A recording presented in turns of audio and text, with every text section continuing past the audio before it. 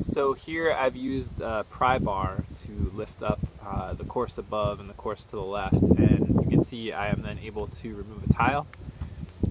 If you look closely in here, you can see there's some lapped felt. Happens to be right in the middle of that tile. So the next step here is we're going to get the Cubase and okay, and what I'm using to find the studs is this magnetic stud finder.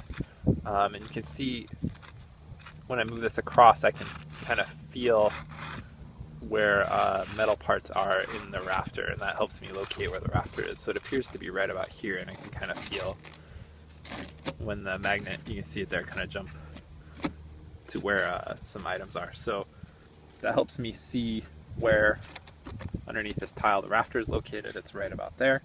So I'm going to mark that off, and then mark about, let me get out of the light here. So mark off where the rafter is here using this magnetic stud finder. Rafter's running about here, and I'm going to go 6 5/8 inches from the bottom of the tile, so up to about here. Mark off where the Cubase will go.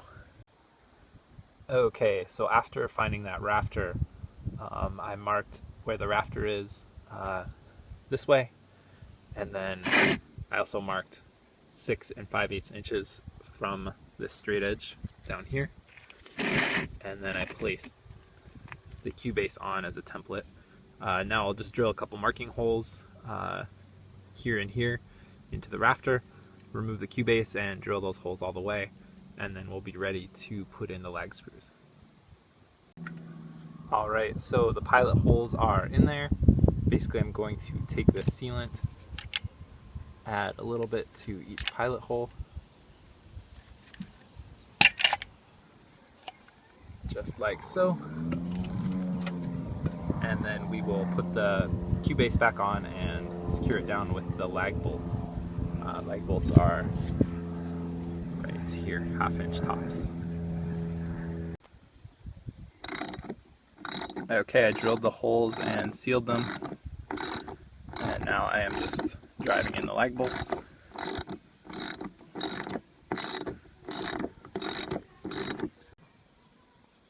Okay, and here we have the quick mount Cubase installed with the lag bolts tightened down. Next step, we will be trimming the tiles and adding the lapped felt paper. Okay, we have a piece of felt paper that goes underneath the course above. This felt paper is 18 inches wide, 15 inches tall, and I am just going to staple this down.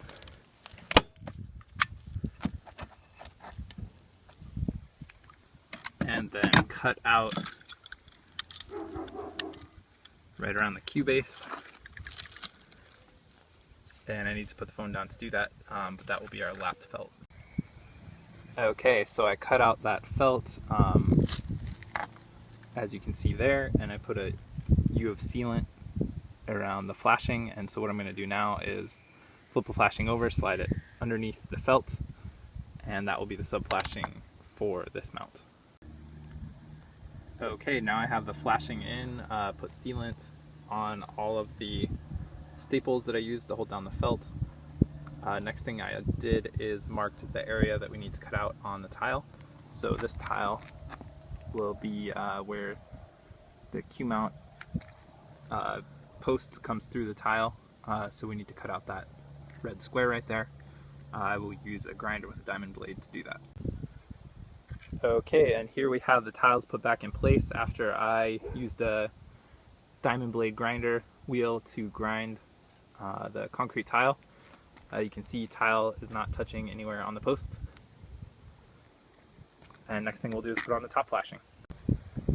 Okay, and there is mount 1 with the top flashing on, the post is tightened down.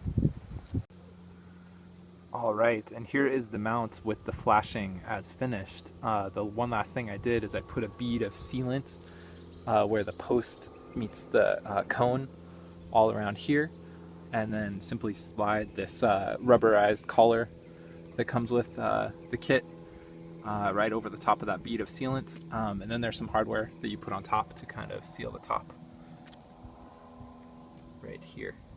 And that's about it. So that's what a finished Q-mount base flashing looks like. Okay, so here we have all 12 mounts mounted on the roof, properly flashed and sealed. So this part of the job is done.